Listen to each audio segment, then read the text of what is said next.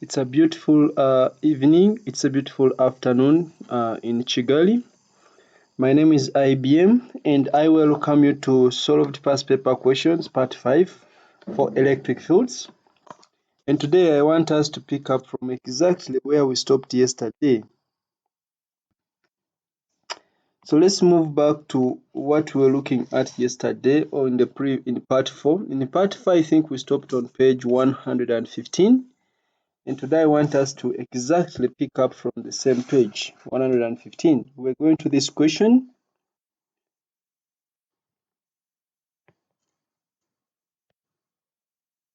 So a positively charged solid metal sphere is isolated in space.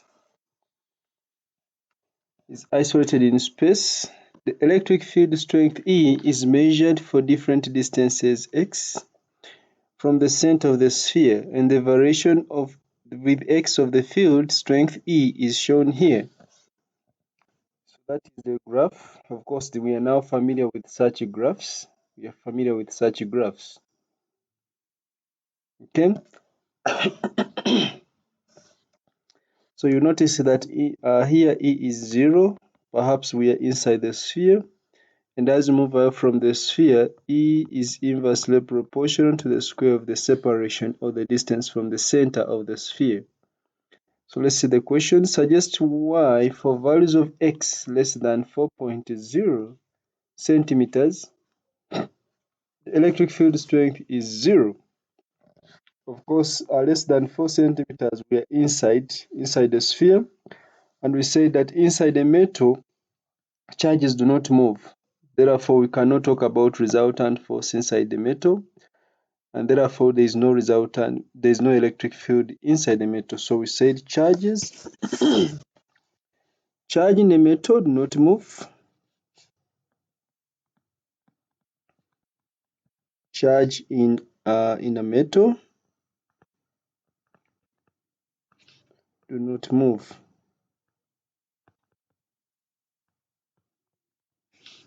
And so there is no resultant force. There is no resultant force on charges.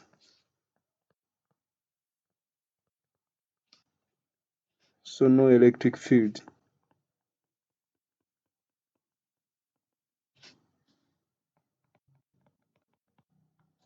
If there was an electric field, then charges would move inside the metal conductor.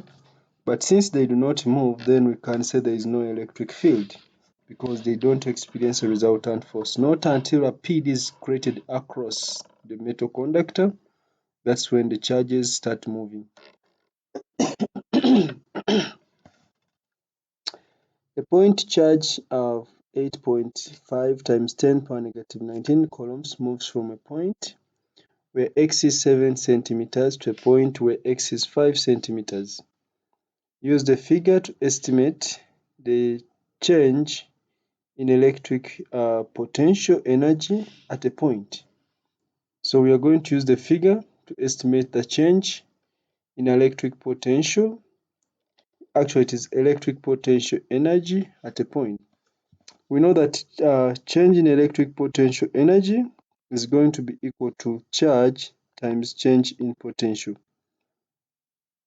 So all we need is to find the change in potential. Remember, if you have E equals to Q over 4 pi epsilon naught x squared, and I have also V potential being equal to Q over 4 pi epsilon naught x. When I combine these two expressions, I have E is equal to V over x. In other words, V is equal to E times x. So we can now find the change in potential at x equal to 7.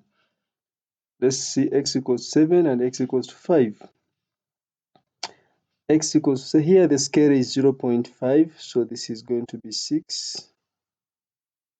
This is going to be 6, this will be 7, so this is 7.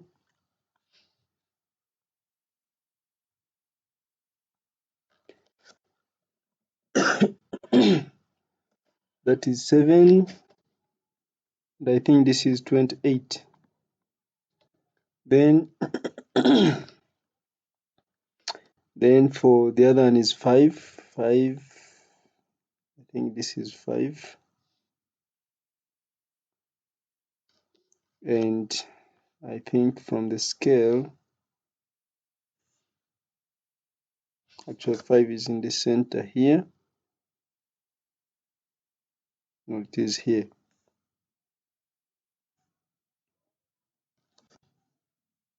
That is 5. X equals to 5. And I think this is, when I use the scale here is 2. So I think this is 42, 44, 46, 48, 50, 52, 54. So that is 54. So for 7, we got 28. For 5, we got 54. We want the change. Now the change in potential is going to be equal to, we are just going to use this expression. For 5, we got 54, so it will be 54 times 5 times 10 power negative 2 to change it from centimeters to meters, minus. For 7, we got 28, so it is 28 times 7 times 10 power negative 2 to change it to meters. That is the change in potential. Therefore, the change in potential energy is going to be equal to the charge, which charge has been given as 8.5 times 10 power negative 19 times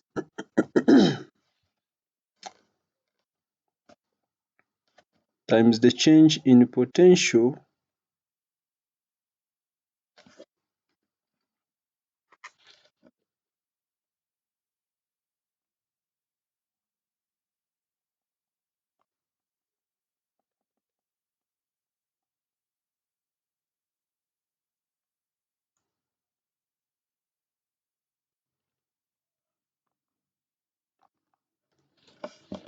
So this is 54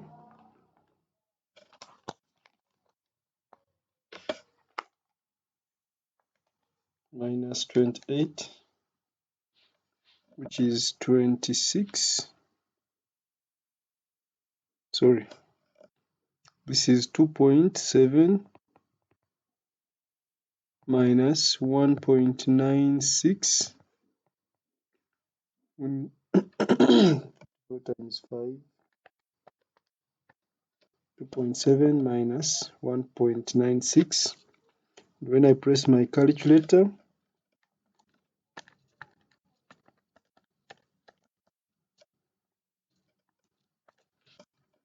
so my calculator gives me 6.3 times 10 power negative 9 joules. So this is 6.3 times 10 power negative 9 joules.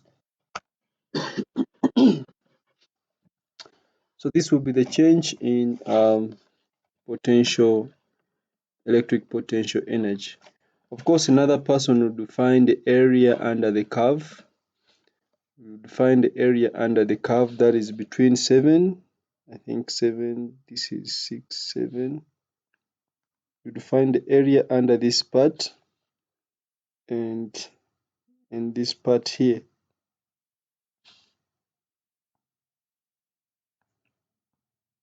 So the electric potential energy, you would find the change in potential by finding the area under that graph.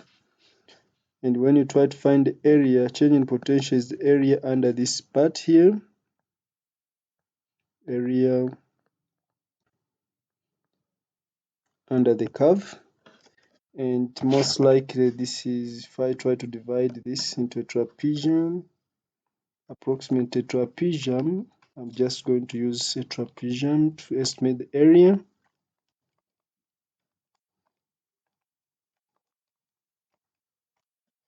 So if I estimate it to be a trapezium, the area is approximately 0.74 volts. So that will be the change in potential. And of course, change in potential energy will just be charge, which was 8.8. 8.5 times 10 power negative 9. So it gives you approximately the same answer, even though it may not be exact. Okay, there are other methods that you could use. You could also find the average You could also use the average force and the average electric field strength to find you could find the average force from the average value of E.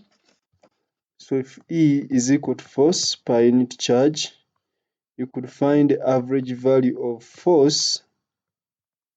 Average force would be equal to the average value of E then times the charge. So the average value of force will be equal to the average value of E between 5 and 7. That would be a half into 28 plus 54. Then we multiply this by the charge, which is 8.5 times 10 power negative 9. And this gives you the average force. The average force is 3.49 times 10 power negative 7 newtons. That is the average force. And now if I want the change in potential energy, of course, that is going to be work done. The change in potential energy is going to be the average force. The average force, which is 3.5 times 10 power negative 7 times the distance. That is the change between 5 and 7, which is 2 times 10 power negative 2. And in this case, it would give you around 7 point something, 7.0 times 10 power negative 9. So it will slightly be different, but this would also be another alternative which is acceptable. Okay, so you would choose any of those methods that we have showed, but maybe this method here is the easiest. For any point outside a spherical conductor, the charge on the sphere may be considered to act as a point charge at its center. By reference to electric field lines, explain this. We already know that electric field lines are radial. Electric field lines or electric fields are radial. Electric field lines, because they said by reference to the electric field lines. So we shall say electric field lines are radial.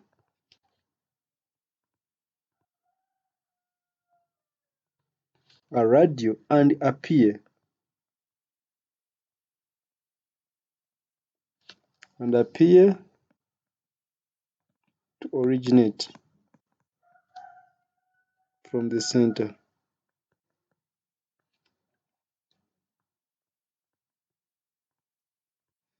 of the sphere. Electric field lines are radial and appear to originate from the center of the sphere. So that's why for observations from outside, the field lines appear as if they are originating from the center. If this is considered to be a positively charged sphere, the field lines are radial and appear as if they are coming from the center, which gives an impression as if they are originating from the center. So that's why the sphere or the spherical conductor may be considered a point charge. An isolated spherical conductor has charge Q as shown in the figure. Point P is a movable point that at any one time is a distance x from the center of the sphere. The variation with distance x of the electric potential V at point P due to the charge on the sphere is shown here. So they have showed us a graph of variation of a potential with distance as shown here. Use the figure to determine the electric field strength E at a point P where x is 6 centimeters. So first of all, we know that E is equal to Q divided by 4 pi epsilon naught x squared.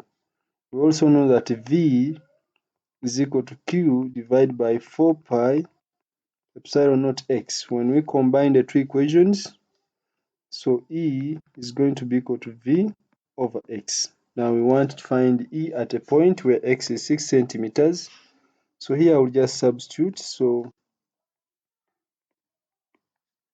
E is going to be equal to, at 6 centimeters from the graph, so 6 centimeters is here in the center, somewhere here in the middle. The scale here is 2 divided by 5, that is 0.4. So this is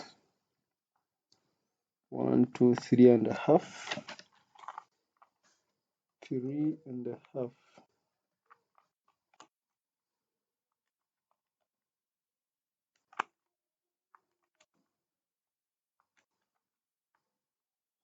That is 1.4. We add it to 5, that is 5.4.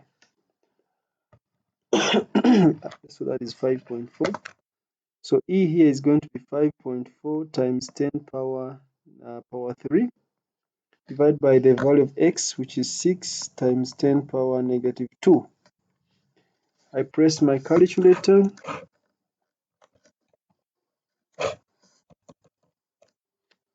So this is giving me a 9.0 times 10 power 4.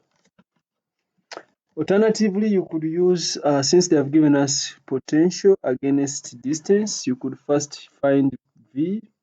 You could use V equals to Q over 4 pi epsilon naught x, and you find Q alone using the values of V, the value of V corresponding to 6 centimeters. Then you go back and substitute in the expression to find the value of E. You substitute in the expression for E, which is equivalent to just combining the two expressions at once and arrive at V over X. Again, use the figure to determine the radius R of the sphere. Explain your answer. So here we just look at the graph. So this is in the center here. 1, 2, 3, 4, 5, 6, 7, 8, 9, 10. That is 2. 1, 2.2, 2.4, 2.5. So this is 2.5 here. So the radius is simply 2.5 centimeters. They said explain your answer. We know that potential inside the conductor is constant. Potential inside a conductor is constant. Potential inside the conductor is constant. Or we could look at E. E inside the conductor is 0.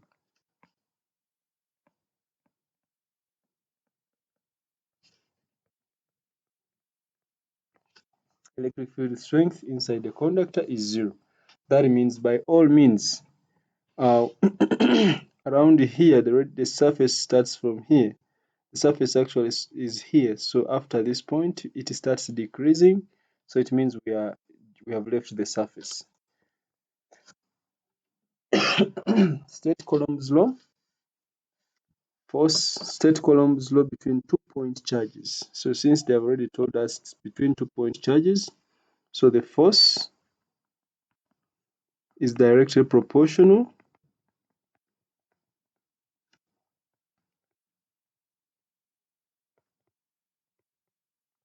to the product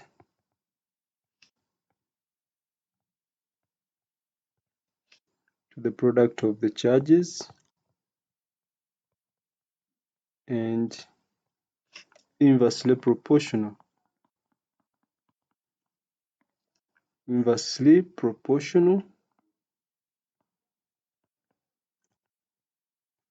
to the square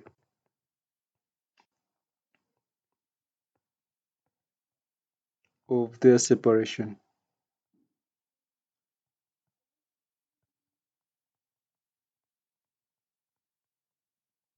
So that is Coulomb's law.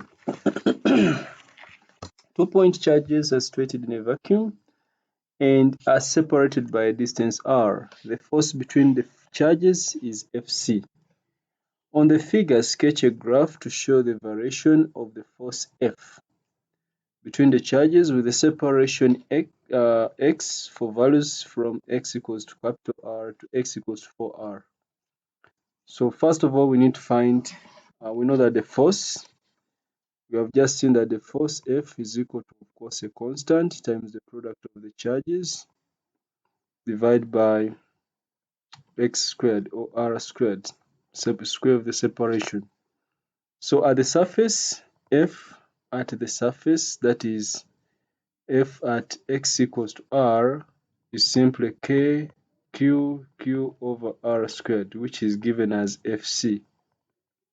Then it means F at 2R, we just substitute here with the 2R, and when we square, it becomes 4R. So F at 2R is going to be a quarter of Fc.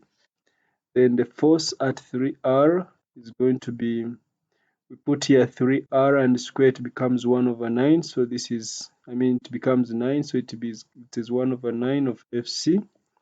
Then the force at 4R is going to be, we put here 4R to become 16, so it becomes 1 over 16 of F at the surface. So at the surface, the force is simply Fc.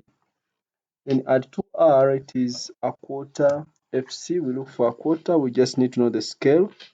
The scale is 0.2 divided by 10, which is 0.02.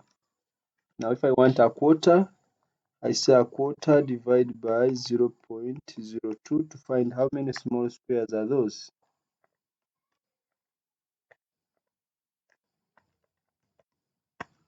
Those are 12 small squares from the base. So 1, 2, 3, 4, 5, 6, 7, 8, 9, 10, 11, 12 and a half, 12.5. So that is in the center. 3R is 1 over 9, so I divide 1 over 9 by the scale. 1 over 9 divided by the scale, which scale is 0.02. Those are 5, almost 6 small squares. 1, 2, 3, 4, 5, almost 6 small squares. Then 4R is 1 over 16. I divide 1 over 16 by the scale. The scale is 0.02. Those are almost 3 small squares. 1, 2, 3, around there. So I have these 3 points to join.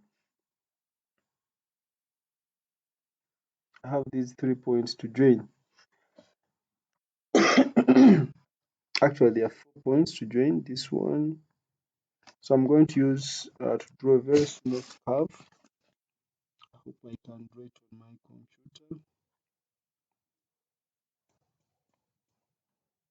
It is not quite very easy, but I try.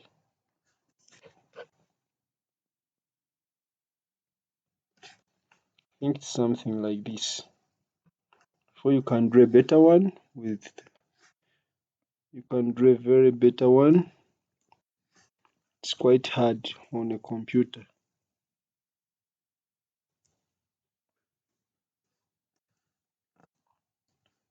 1, 2, 3, 4, 5, 6, 7, 8, 9, 10, 11, 12 and a half.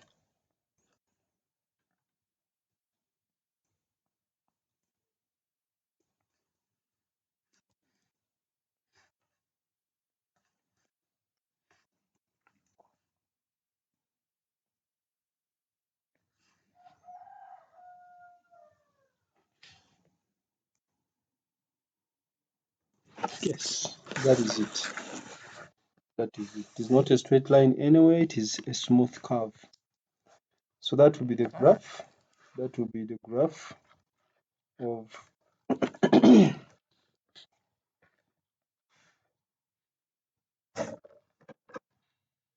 that will be the graph of the force against distance. That will be the graph of force against distance.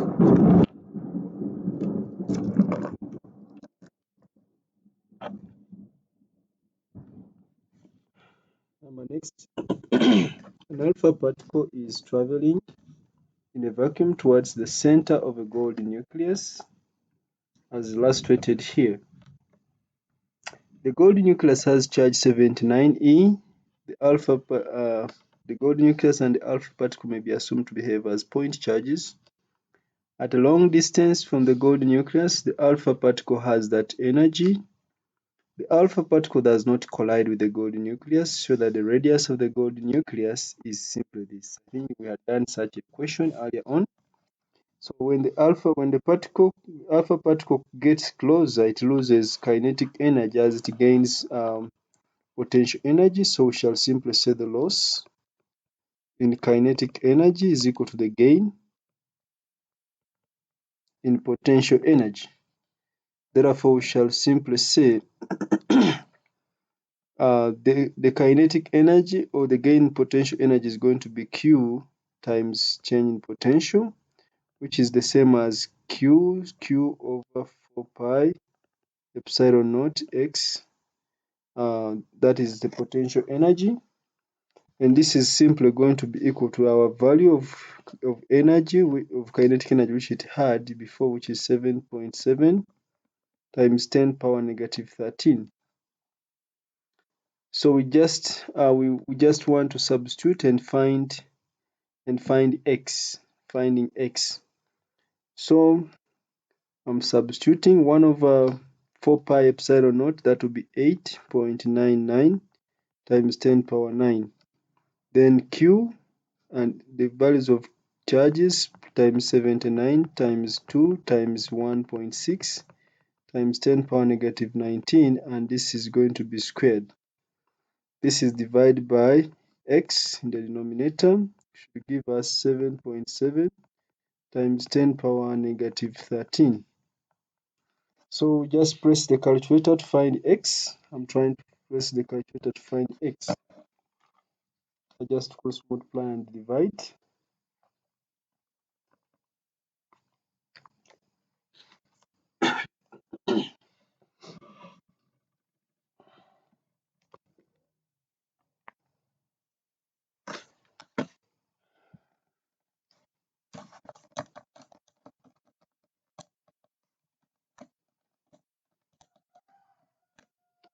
So from my calculator, I'm getting x as 4.7 times 10 power negative 14 meters. The question was, show that the radius of the gold nucleus must be less than that. So this is going to be the radius. X is going to be the distance of closest approach. So x is how close they come. X is the closest distance of approach. The closest distance of approach. So the radius must be less than it. So the radius must be less. It must be less than this value. If this is how close the alpha particle can approach the gold nucleus, it means the radius of the gold nucleus, the radius of the gold nucleus must be less than this value. Part B, determine acceleration of the alpha particle for this separation. So to determine the acceleration, we know that the force is equal to the product of the charges, capital Q, small q, over 4 pi epsilon naught times x squared. And this is going to be mass times acceleration, which mass is 4 times u times the acceleration. We are going to remove the u.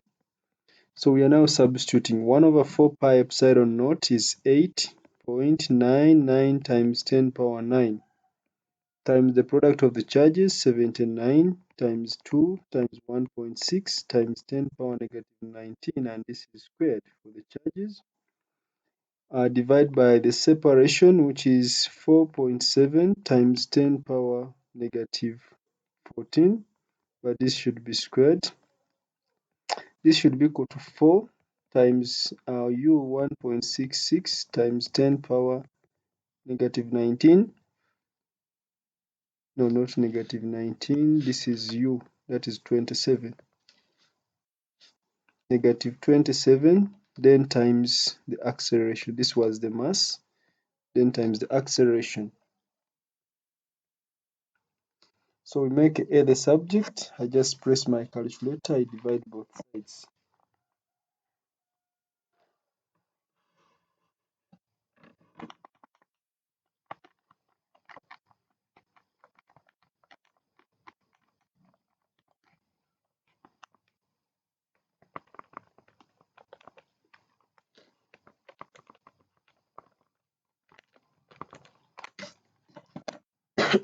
From my calculator, the value of acceleration is 2.5 times 10 power 27. 2.5 times 10 power 27. You can also try to make the acceleration the subject. Remember, there are equal signs here. Okay, in an alpha particle scattering experiment, the beam of alpha particles is incident on a very thin gold foil. Suggest why the gold foil must be very thin. I think we mentioned this. Thin enough means that multiple deflections with the nucleus do not occur. So that multiple deflections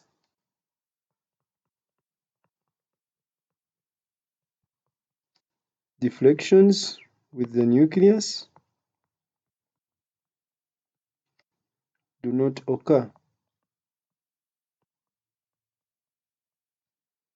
So that multiple deflections with the nucleus do not occur. Or we say it so that a single interaction between the nucleus and an alpha particle can be studied. So that single interaction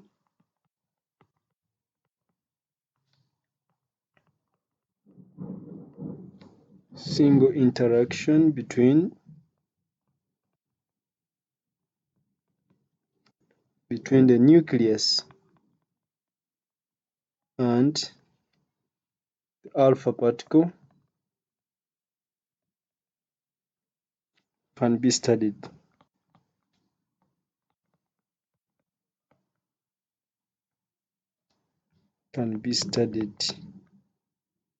Rather than several interactions.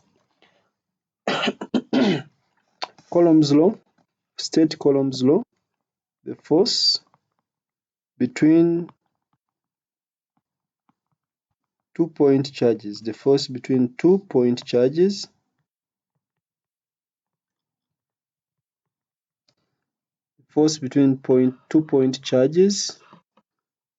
the force between 2-point charges is directly proportional to the product of the charges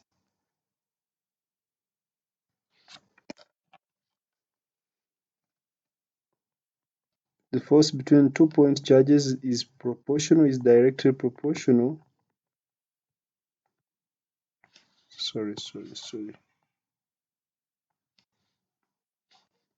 is directly proportional to the product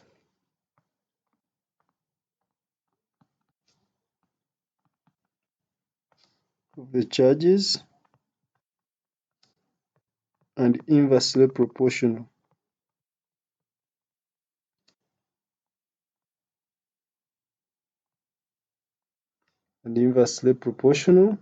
to the square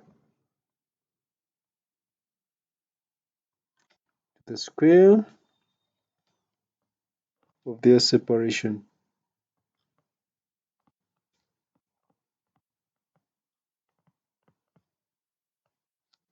Many times when we talk about this separation, the separation is with respect to the center of the charges, or it is from the center of the charges.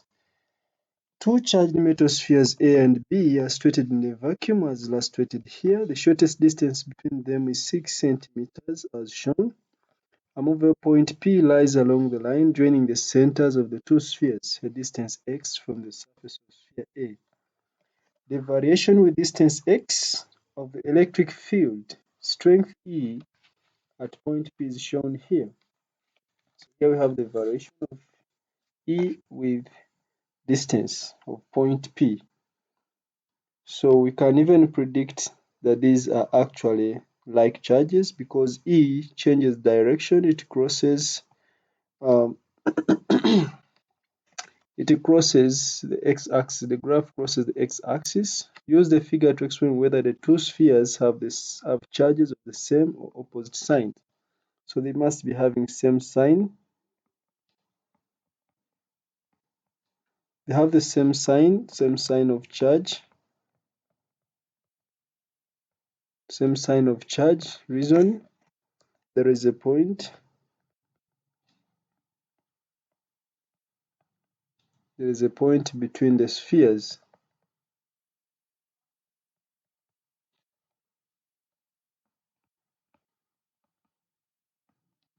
where the field strength is 0.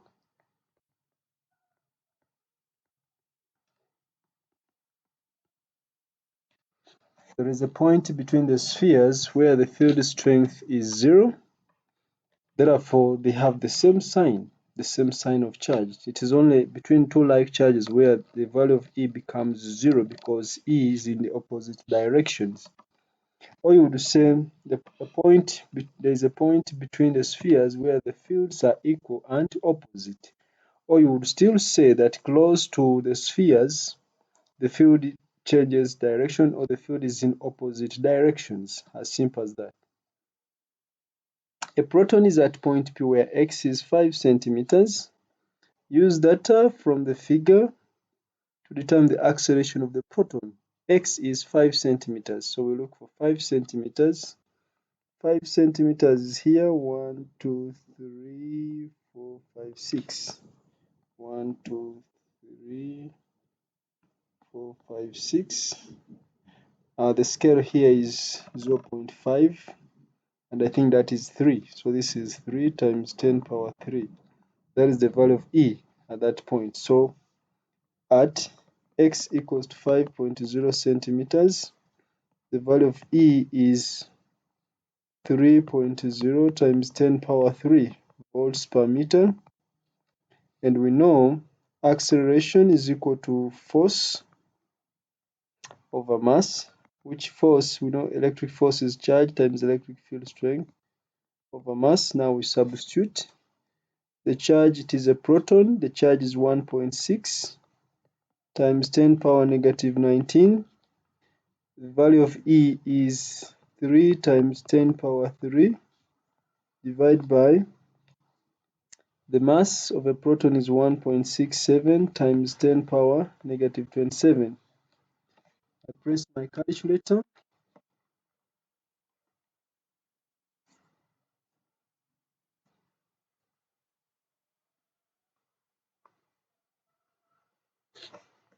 So from my calculator, I am arriving at 2.9 times 10 power 11. Okay. Use data from the figure to state the value of x at which the rate of change of electric potential is maximum. We know that field strength E is directly proportional to the negative potential gradient. And we know that the potential gradient is directly proportional to the rate of change is actually the rate of change of electric potential. And we know if potential gradient is equal to the rate of change of electric potential, and yet field strength is the potential gradient, then it means E, where E is maximum, it means the potential gradient is maximum, therefore the rate of change of electric potential is maximum. So we know we shall simply say it is at x equals 6 centimeters. Reason, field strength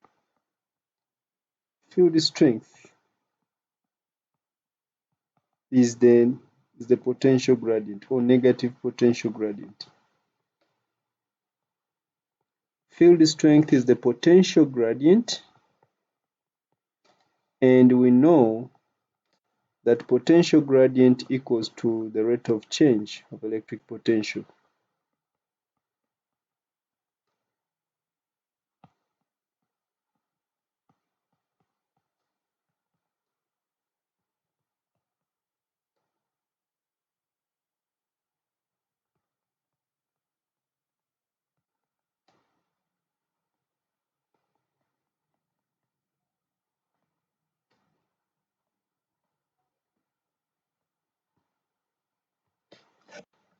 Okay, so where the field strength is maximum, it means the potential gradient is maximum.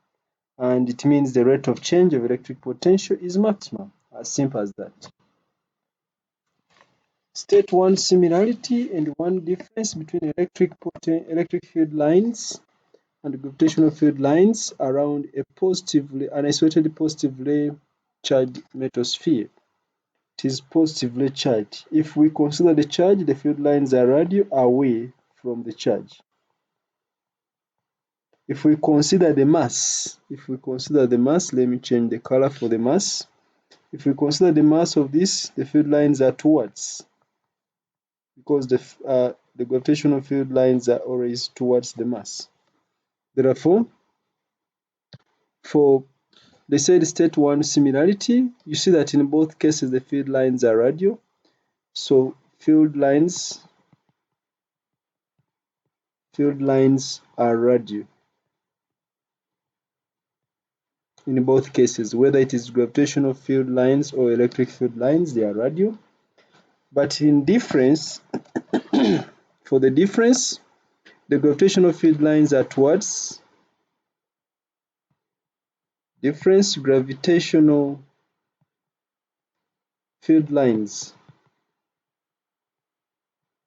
Gravitational field lines are directed towards the sphere,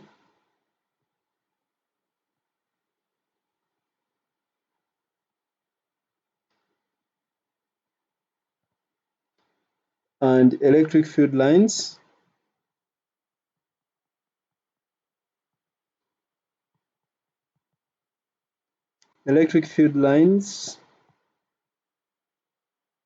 are directed away from the sphere. So when you consider the charge, the field lines are away. When you consider the mass, the field lines are towards the sphere. Next, a positive point charge Q is positioned at a fixed point X, and an identical positive charge is positioned at a fixed point Y. They are identical. The charges are separated in a vacuum by a distance of 10 centimeters. Points A and B are on the line XY. Point A is a distance 2.5 from X, and B is 2.5 from Y. The electric field strength at point A is given as that. Okay, calculate the charge, positive Q. So we know that electric field strength E is equal to the charge over 4 pi epsilon naught x squared. And the result, we always imagine a unit positive charge placed at that point. The charge at x repels it, so this will be E due to the charge at x in this direction. The charge at y also repels it in this direction, so this will be E due to the charge at y. The two are in opposite directions, but because x is closer to A than y, then Ex is greater than Ey. But note that the resultant is going to be 0.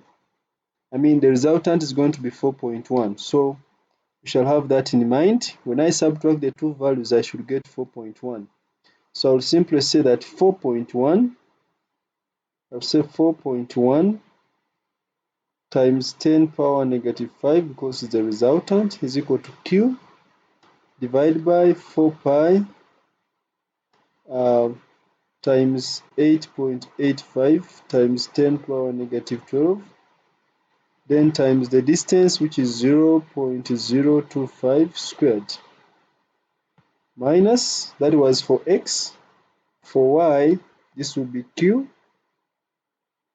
divided by 4 pi times 8.85 times 10 power negative 12, then times the distance. For y, it is 10 minus 2.5, which is 7.5, so that is 0.075 squared.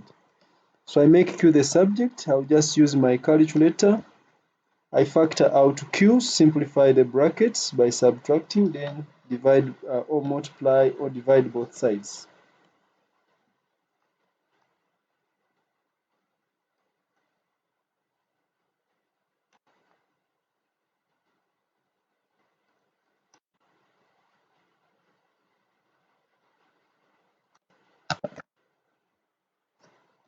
So when I divide both sides, so dividing both sides gives me 3.2 times 10 power negative 18 coulombs.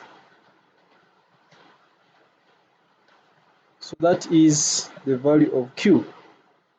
Then on the figure 6.2, sketch the variation of the electric field strength E with the distance D from A to B along the line AB.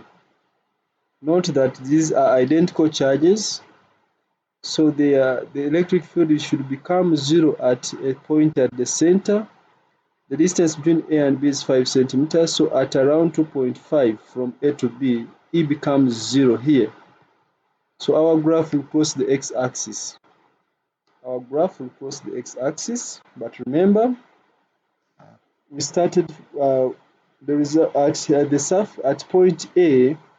The electric field strength is going to be 4.1 as given in the question. So the scale here is 0.1 divided by 5, that's 0.2. So this 4.1 is going to be somewhere here in the center. At 2.5, the graph crosses the x-axis. 1, 2, 3, 4, 5. That is 2.5. Then it changes direction up negative 4.1. 1, 2, 3, 4. So it is negative 4.1 is there. So we are going to simply draw a smooth curve which goes to 0. Remember, E is inversely proportional to the square of the distance. So I will draw a smooth curve.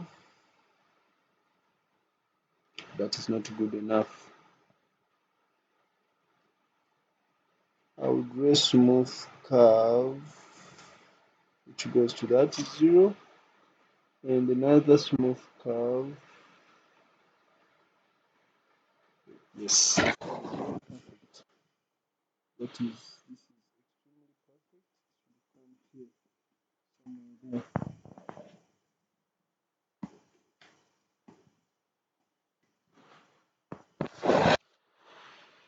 1, 2, 3, 4, 5. I think it's there. So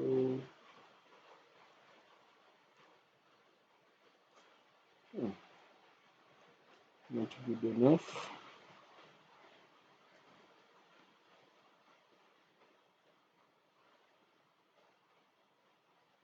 Okay, like that. Only that it is shifting. Yes, all we need to note is that here it is at 4.1, negative 4.1, and here it is also at 4.1, and here it crosses the x-axis. So that will be our graph. We are now familiar with that graph.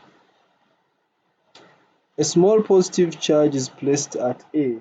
The electric field causes this charge to move from rest along the line AB. Describe the acceleration of the charge as it moves from A to B. So how do we describe the acceleration? First of all, E is equal to force per unit charge, which is mass times acceleration over charge. So it means E is directly proportional to the acceleration. E is directly proportional to the acceleration. So we shall start by saying field strength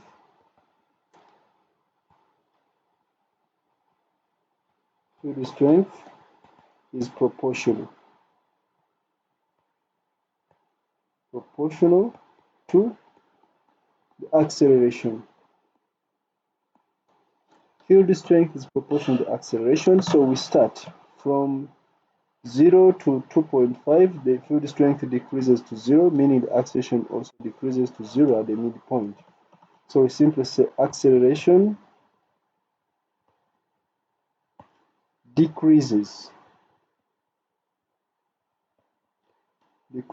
to 0 at the midpoint.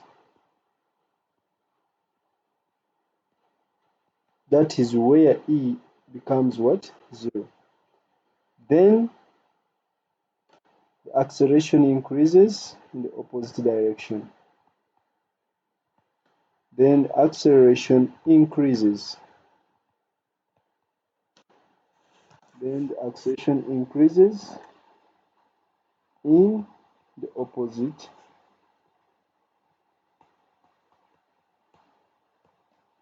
direction.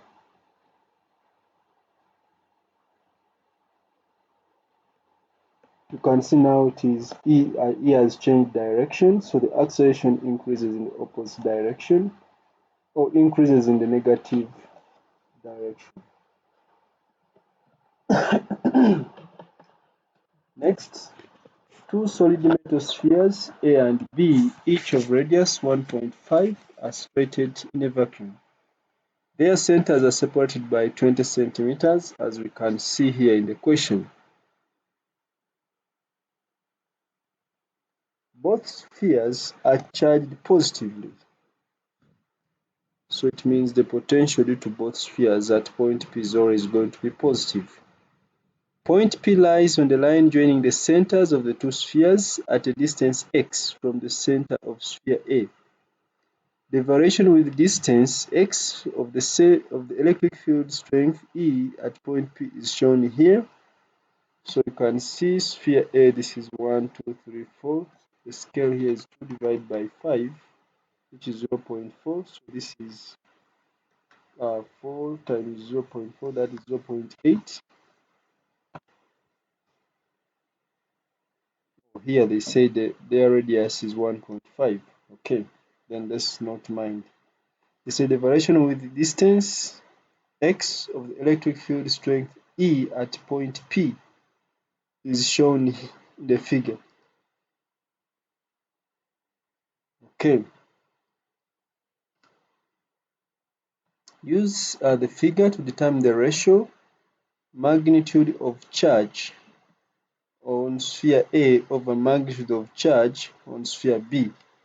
So the easiest way to look at this is by looking at the point where the graph crosses the x-axis. I think it is at 11. These are 5, 1, 2. Yeah, it is here. Somewhere here, that is at 11. So we can see that at x equals to 11 centimeters, the resultant value of E is 0, which means E due to sphere A is the same as E due to sphere B. Remember, E is given by Q over 4 pi epsilon naught times x squared. So we are going to just combine or equate. E due to sphere A is going to be Q of sphere A divided by 4 pi epsilon naught. Distance of sphere A from that point is 11. I'll not change the units, so I'll just say simply 11 squared. This should be equal to Q of sphere B over 4 pi epsilon naught times the distance of sphere B from sphere B to the center, 20 minus 11, which is 9. So this is going to be 9 squared. So we divide, find the ratio. So QA divided by QB is going to be equal to, we are dividing these two equations. QA over QB, 4 pi, this one has cancelled. So this becomes 11 squared divided by 9 squared. And when I press my calculator, this is 1.49 or approximately 1.5. So that is the ratio. Alternatively, we can use the potentials at the surface, since we know that E is directly proportional to Q. If E is directly proportional to Q and their radii are the same, we could also simply say E is directly proportional to Q, so I'm just going to divide QA over QB is equal to E at the surface of A, and at the surface of A it is, I think this is 48, so that is 48 over Q over E at the surface of B, I think this is 32, and this gives you 1.5. The variation with the distance x of the electric potential V at point P is shown in the figure 6.3. So now we have potential here.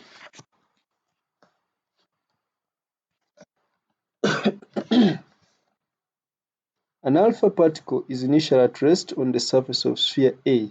So on the surface, note that the potential here is going to be, the potential here is 0.76.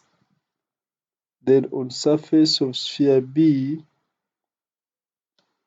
the potential here is 0.5, because the scale here is 0.04,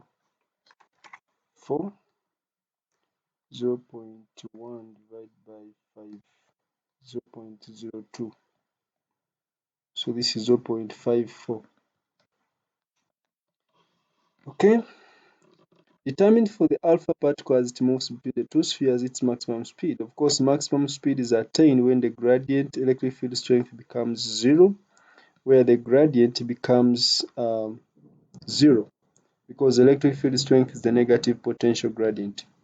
And this one is 0.18. So just find the change in potential. So we are saying for maximum speed,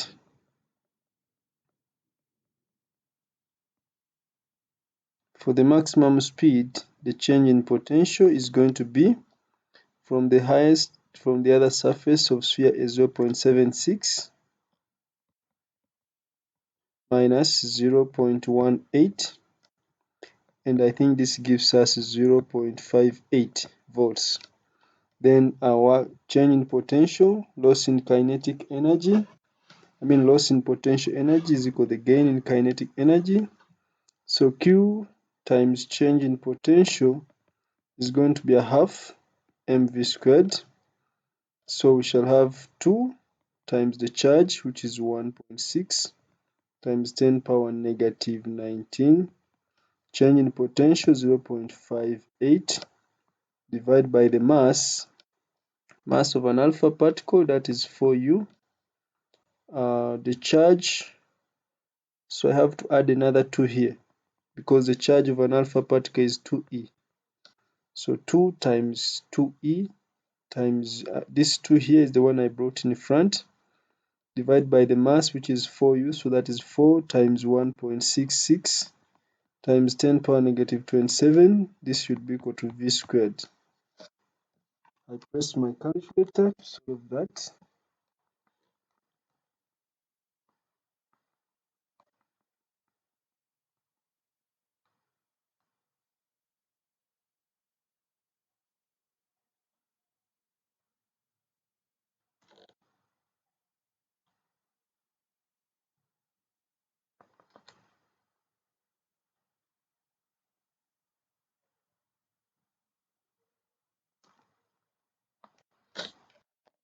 So from my calculator,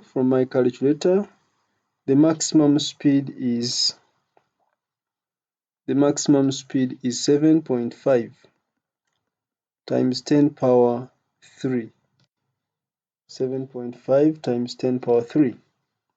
Then the speed on reaching the surface of sphere B, so the change in potential again will be 0.7. On the other surface is 0.58. So our change in potential is going to be 0.76 minus 0.54, which gives us 0.22. Again, we substitute in the same expression. Q times change in potential is equal to a half mv squared. So this means I will now multiply this to both sides, 2 times, and now the charge 2e, 2 times 1.6 times 10 power negative 19 times change in potential 0.22 divided by the mass 4u, 4 times 1.66 times 10 power negative 27 is equal to v squared. I press my calculator.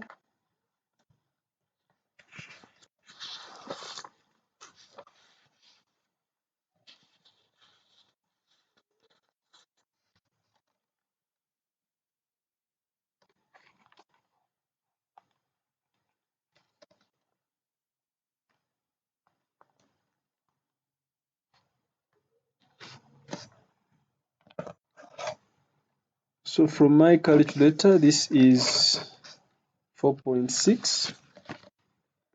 V is 4.6 after finding the square root. 4.6 times 10 power 3. Okay, I want part 4 to stop here.